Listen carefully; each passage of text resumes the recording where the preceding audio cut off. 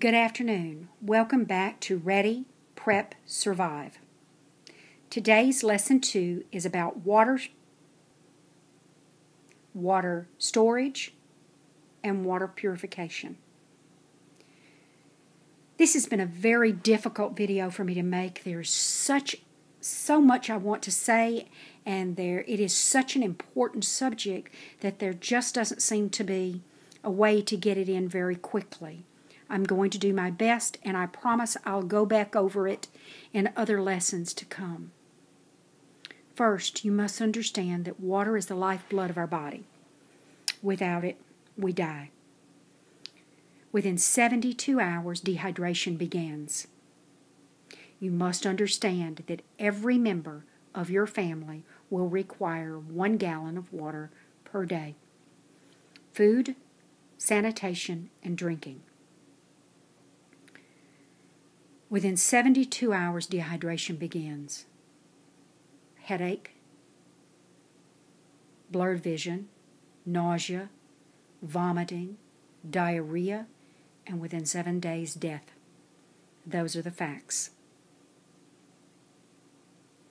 They're not pleasant, but they're there. What you see on the table are 3 methods of storage. We're going to go over a couple of others. Everyone's familiar with the 16-ounce bottles of water that you can buy at the Walmart. The next inexpensive way and method is the milk jug, half-gallon and gallons. I prefer the ones with a screw top. The next is the juice container. It's 1 gallon, stores well, food-grade quality plastic. Other things are 1-liter Coke bottles I recommend.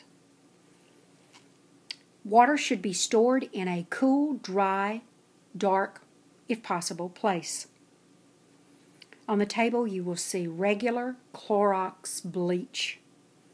Clorox is an inexpensive method of sterilization. At 6 months, water will be fine. What I do is at the 6-month mark, I check all my stored water in non-sealed containers. That's the ones that I have filled. And if there's any ugly little varmints or there's some mold or mildew, I simply empty them, clean them, sterilize them, and refill them. But if that is not an option, then this is what I recommend. It's 5 drops per gallon for each container of chlorine bleach. If you're trying to acquire water from outside and there are other methods, but it's not clean, there are other methods to sterilize. I recommend filtering first. Cotton cloth, clean, if possible. Run your water through it, and then boil your water for 5 minutes. I'm kind of on the triple safe side. I would then put 5 drops per gallon of the Clorox bleach. That's regular, remember. It has been documented that people can survive without food for 45 days. But water, as I say, at 7 days, you're going to see death occur. That's not necessary if you are prepared. I recommend that you prepare for no less than 30 days. If you can prepare for more, do so. Under the bed makes a wonderful storage, as I've said. I hope that these videos are insightful for you, give you some ideas, that's all they're meant to do, and some information. It is critical if you are putting your family in a situation to begin to prep that you understand the most important things to prepare for. And that is water, food, and security and safety for your family. What we're going to go over in our lesson 3 is the first 100 things to leave the store shelves. Homeland Security and FEMA says that in a natural or a major disaster within 72 hours, all store shelves are empty. My understanding and from my information is that it'll be quicker than that. People who can afford to will go out and buy everything they possibly can, and I don't blame them.